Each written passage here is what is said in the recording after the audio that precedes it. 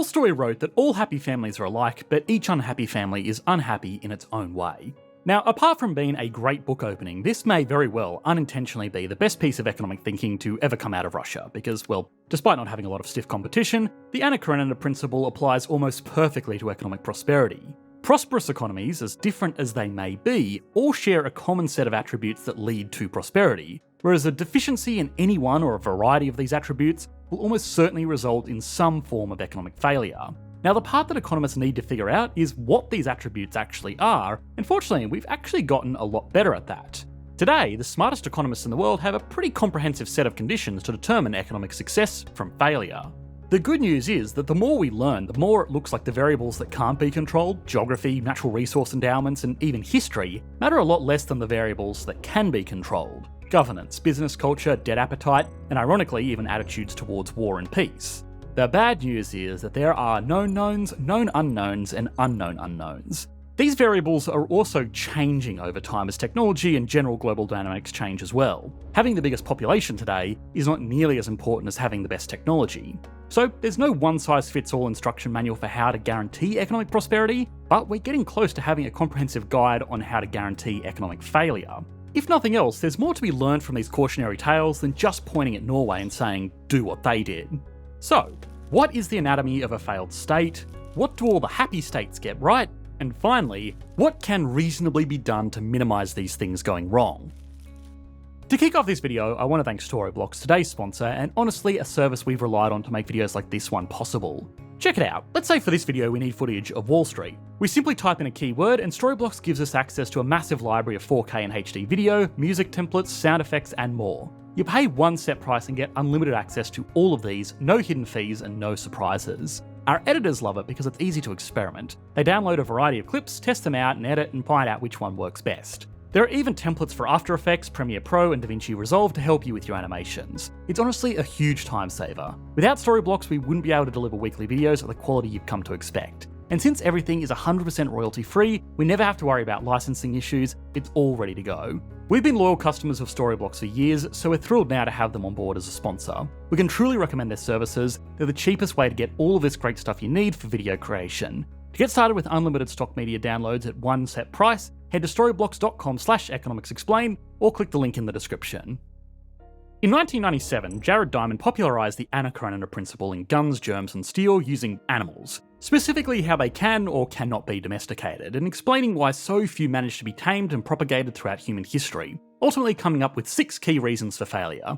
The first factor he describes is diet. If the desired species is unable to be fed easily, there's no way a person could contain it for long periods of time. The second is growth rate. While something like a cow can potentially reach a marketable size between 12 and 14 months, excluding veal, a hippo farm wouldn't see a profit for 5 to 7 years. Third, captive breeding. Some animals just don't want to get down to business in captivity. The fourth is disposition. Some animals are just too hazardous an enterprise and can wound the handler. 5, tendency to panic. Nobody likes a massive stampede crushing the old barn. Lastly, number 6 is social structure. The animal in question has an established hierarchy, can coexist with other species, and arguably, most importantly, a human being can take that place at the top. Of course, the implied caveat is, if all of these things go right, well, Bob's your uncle, have a good time on the ranch. But if just one thing on the list cannot be achieved, then the project is rendered useless. And to a certain extent, this outlook is quite accurate. Funnily enough, more than about 300 years ago, having a lot of domesticated animals was itself an aspect of the economic success of early empires. Although this is much less important today because of technology and the fact that domesticated animals have just been spread around the world anyway. Now, Diamond's works are a good demonstration of everything needing to go right to achieve a certain result, but his conclusions from these ideas are controversial at best in economic and anthropological circles because they promote the flawed argument that human history was largely the result of a set of geographical conditions that needed to be ticked off, which we've since learned are fortunately not as important as factors well within our control. Something that we've already looked at on this channel is the work of this year's Nobel laureates Darren Acemoglu, Simon Johnson and James A. Robinson, and how institutions can systematically make or break an economy. In order for a state to function properly, according to award-winning works like Why Nations Fail, it must possess non-extractive institutions, rule of law, stable governance, and proper access to healthcare and education. To understand how a state starts to fail, it's important to look at how some highlighted countries' institutions are used improperly, resulting in long-term devastation that has lasted for dozens, if not hundreds of years. One nation referenced in the aforementioned Economist book is Barbados, a now independent member of the British Commonwealth located in the Caribbean East. When the English conducted a census in the West Indies in 1680, they found that over 50% of its people were subject to slavery. There were private property rights, but of course the vast majority of said property was in the hands of only about 175 sugar plantation owners, which is staggering considering the population at the time was about 60,000. To make matters worse, while there was a rule of law, it was partial to those with the lion's share of the capital. Most of those with military power and positions in the legal system were held by officials who owned these plantations. And this led to devastating economic effects for a majority of the country. Even after abolition, labour rights were not clearly defined, and Barbados had an apprenticeship system that still encouraged forced labour. It wasn't until 1966, when the nation was finally independent, that it started to heal, spending $15 billion on education to date, matching UK literacy rates by the 80s. With a more open market, as well as assistance from the IMF to get off the ground, the country saw real improvements. It's still a work in progress, however, the institutional overhaul has yielded positive results. But independence by itself by no means is a catalyst for proper institutions. Plenty of countries addressed on this channel have gained their independence in just the last century, and yet there are those that fall into the same patterns of extraction and poor governance, something that's often found in Latin America as well as the African continent. The Congo is a perfect example. Unlike Barbados, with its precarious island location that must rely heavily on imports, the Congo fits the criteria of Jared Diamond's sentiments in Guns, Germs and Steel. The country is packed with natural resources that dwarf many other regions of its size, possessing diamonds, gold, copper and plenty of dinosaur juice to make profitable industries for its people. Yet, after a coup in 1965, government leadership spent vast sums of money on a palace nicknamed the Versailles of the Jungle, a massive airport for the elite, as well as assets abroad in Europe, like large castles and tracts of property in Brussels. Domestically, foreign assets were seized during the consolidation of power, while property rights were virtually non-existent, only temporarily available to those in the inner circle. There are plenty of horrific details that cannot be shared here on YouTube, but needless to say, while the Congo was rich in resources and had lots of tools at their disposal, including foreign aid, the shell of institutions left by colonialism were used to extract wealth for the few. The law was used as a weapon against the people, and around 2 million were suffering from serious malnutrition. The mishandling of the economy led to a 4,400% inflation rate. Even those in civil service couldn't afford to feed their family. 1 month's salary was only about half the amount required for a week's worth of flour. Today, the pattern continues. The Democratic Republic of the Congo specifically still bears the burden of these institutional failures. From life expectancy to income to education, what could have been a global treasure stands as one of the worst economic tragedies of the 21st century. Of course, many see this as the inevitable consequence of over-authoritarian governance, which to an extent it is. But there have been cases where countries with similar origin stories managed to transform into highly functional economies with institutional success. The most pronounced example of this would be South Korea, especially compared to its not-so-hospitable brother. Both nations, formed after the Korean War, had extremely authoritarian governments with, at least at the time, similar cultures, customs, and shared history. But by the 1960s, they had embraced entirely different economic policies. South Korea, with US aid, really only made a few small changes. Industrialisation was government-led through massive hand-picked conglomerates. However, they democratised, opened themselves up to international trade, invested heavily in education, and made sure property rights were protected. To be clear, there are a number of things that South Korea has struggled with, and we recently made an entire video on that, so we don't want to repeat too much here, but even from very similar starting positions, just a few changes to encourage, protect, and reward productivity made it unrecognisable by comparison. And while Acemoglu and Robinson themselves admit that North Korea's economic failures are unmeasurable, the difference can literally be seen from space. So it's safe to say, in order to make a happy economy, happy people are required. People have the right to explore opportunities with institutional certainty to allow them to take risks for the betterment of the country as a whole. This becomes particularly important when external shocks like natural or man-made disasters occur. These are unfortunately a little bit more outside of our control. Strong institutions can be held to weather these shocks, but some natural disasters have been the turning point in a lot of major economies.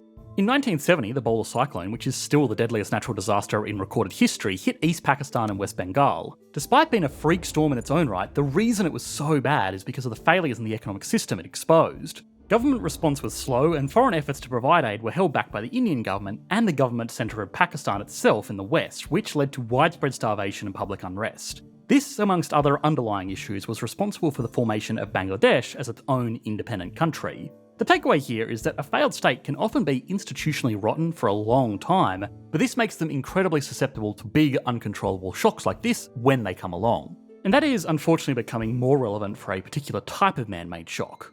War, which, despite the old adage, has actually changed, at least so far as its effects on economic systems. Empires of old used to be able to gain economic advantage through conquest, but these days it's not really worth it. This is because mechanised war is unbelievably expensive in the modern era and massively more devastating. It's also really hard to capture ground even with a largely overwhelming force. Global appetite for war of conquest is also a thing of the past, and countries are much more likely to lose more from sanctions than they are to gain anything from whatever territory they capture. Moreover, natural resources are by no means a guarantee of success like they were back in the days of mercantilism. The reason the world is so wealthy today is because of capital accumulation, mostly in the form of technology, not exclusively land or manpower like it was in the pre-industrial revolution. Getting cut off from that capital means it's really hard to make wars make sense for economic reasons. Fortunately, although it may not seem like it, we are still largely living through a peaceful period of history. But clearly there are still major global powers willing to conduct wars even though they realise it can't be economically justified. There are some big examples deeply covered by the media, but one of the issues overshadowed by these is the ongoing conflict in Yemen that erupted violently in 2014. Years prior, approximately 850,000 Yemenis returned from neighbouring Persian Gulf states, suffering from acute inflation, monetary instability, and a 20% absolute poverty rate. The nation subsequently imploded, triggering a civil conflict, leading to it becoming a battleground for a proxy war. Regardless of who ends up winning, beyond the horrors of these decisions, the loss far exceeds any foreseen economic benefit. Now, it's clearly naive to assume that any modern conflicts are really fought for economic reasons, but it's still important to remove any doubt that they can, at the very least, be economically justified. With an estimated cumulative loss of $126 billion, it's undeniable that the more logical approach would be to work together to form a cohesive whole and broker a peace deal. But it doesn't appear to be any indication that that is possible. The best to come out of this tension is the occasional ceasefire. All of this is to say that countries do have other variables that make the problems they face more complex. That said, even with stable and effective institutions, countries will always be confronted with failure, because no system is perfect. The best way to preserve or improve the anatomy of a state and its functionality is to minimise all of the aforementioned obstacles. With higher levels of inclusivity, particularly in the political process, not only would countries have a higher chance of entrepreneurial success, but domestic and foreign investment would be incentivised. If everyone benefits from a country doing better, peaceful participation would be almost universally encouraged.